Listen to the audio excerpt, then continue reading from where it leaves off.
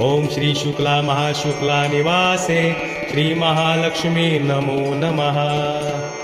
ओम नमो पद्मावती पद्मालय लक्ष्मीदायिनी वांछाभूत प्रेत विंध्यवासिनी सर्वशत्रु संहारिणी दुर्जन मोहिनी रिद्धि सिद्धि वृद्धि कुरु कुरु स्वाहा।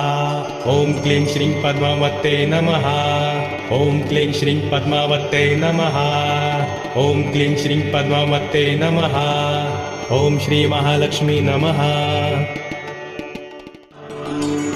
ओम ह्रीं श्रीं क्रीं श्रीं कुबेराय अष्टलक्ष्मी मम गृहे धनं पुरय पुरय नमः।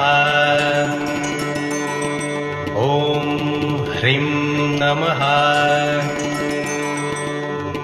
ओम यक्षाय कुबेराय वैश्रवणाय धन धान्याधिपतये धन धान्य समृद्धिं मे देहि दा